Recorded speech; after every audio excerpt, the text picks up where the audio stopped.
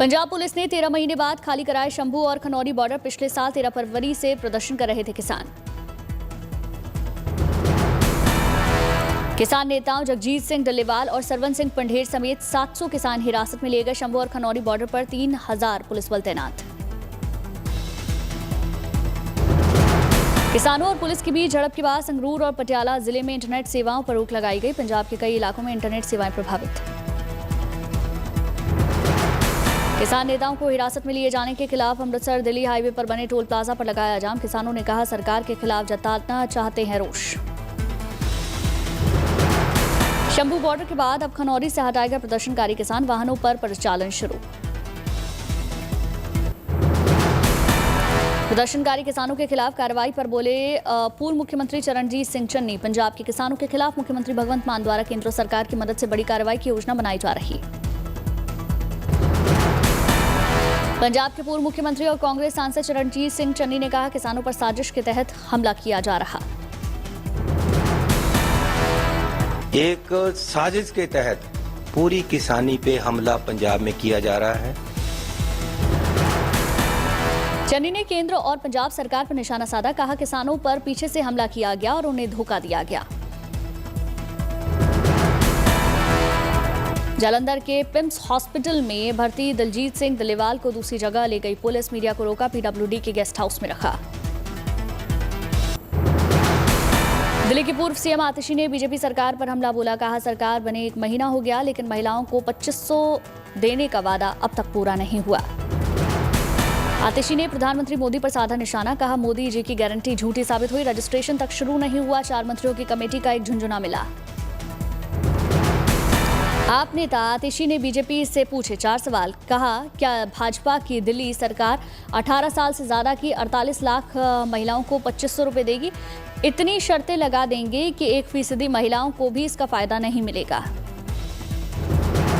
आतिशी ने कहा कमेटी बने हुए 12 दिन हो गए। आपको आप और केजरीवाल को गाली देने का समय तो मिलता है लेकिन आपने महिलाओं के लिए कोई फैसला नहीं लिया। आपकी कमेटी क्या कर रही है? आतिशी ने तीसरे सवाल में पूछा 2500 प्रतिमाह रजिस्ट्रेशन किस तारीख से शुरू होगा? किस तारीख को महिलाओं के खाते में 2500 आएंगे?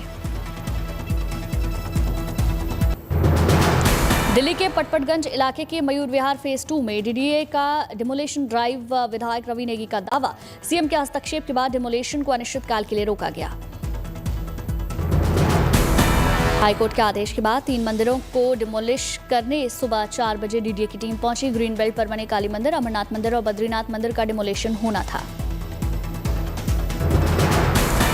भारी संख्या में पुलिसकर्मी और जेसीबी के साथ पहुंची डीडीए की टीम। लोगों के आक्रोश को देखकर डीडीए ने डिमोलिशन को पोस्टपोन किया। मंदिर पर लगा सरकारी नोटिस, लिखा सरकारी जमीन पर बना मंदिर। मयूर विहार फेज 2 में डीडीए की डिमोलिशन ड्राइव की जद में आए मंदिरों को लेकर बोले लोग। कहा 40 साल पुराना है मंदिर, कोर्ट जाने की बात कही। दिल्ली नगर निगम के 12,000 अस्थायी कर्मचारियों की नौकरी पक्की होगी। पूर्व मुख्यमंत्री केजरीवाल ने सोशल मीडिया पर जानकारी दी। दिल्ली नगर निगम में आम आदमी पार्टी की सरकार ने बजट में 800 करोड़ रुपए का प्रावधान किया। पूरी होगी कर्मचारियों की बरसों पुरानी मांग। कर्नाटक में सरकारी ठेकों में 4% अल्पसंख्यक आरक्षण विधेयक पर आज विधानसभा में चर्चा होगी। 2 करोड़ रुपए तक के ठेकों में अल्पसंख्यकों को आरक्षण का प्रावधान। महाराष्ट्र में अकोला में प्रदर्शन करे किसान कर्जमाफी के लिए अब हाईकोर्ट का रुख करेंगे। चुनाव पूर्व किए गए वादों को पूरा करने की मांग। मध्य प्रदेश के मुख्यमंत्री मोहन यादव उज्जैन पहुंचे। वीरभद्र ध्वज जुलूस में शामिल हुए।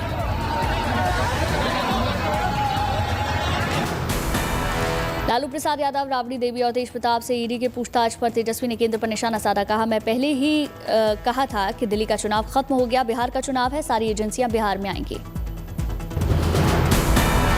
तेजस्वी ने कहा मैं तो भूल चुका हूं कि हमारे परिवार से एजेंसियों ने कितनी बार पूछताछ की, हमें इससे कोई फर्क नहीं पड़ता। तेजस्वी ने नीतीश सरकार पर वार किया। कहा बिहार में गुंडे मवाली और अपराधी चैन की अवस्था में हैं और मुख्यमंत्री अचेत की अवस्था में हैं। अपराधी लोग जो है वो लोग चेत अवस्था में हैं और मुख्यमंत्री अचेत अवस्था में। बिहार की पूर्व मुख्यमंत्री और आरजेडी नेता राबड़ी देवी के आवास के बाहर पोस्टर लगाए गए। पोस्टरों पर लिखा है, ना झुका हूं ना झुकूंगा, टाइगर अभी जिंदा है। दिशा सान्याल केस में पिता ने की आदित्य ठाकरे पर एफआईआर दर्ज करने की मांग। नीतीश राणे बोले, पूरे मामले की जांच हो। संजय राउत ने महाराष्ट्र सरकार पर निशाना साधा, कहा ये लोग औरंगजेब के मुद्दे पर पनप नहीं पाए, जिसका असर उनके खिलाफ हो गया। औरंगजेब के मुद्दे से अपना पल्ला झाड़ने के लिए वे दिशा सान्याल मामले को हवा दे रहे। दिशा सान्याल केस मामले में महाराष्ट्र के मंत्री संजय शिरसाट ने कहा, दिशा के पिता बर्दाश्त नहीं कर पा रहे, इसलिए अब खुलकर सामने आए। जो भी आरोपी होगा वो जेल जाएगा।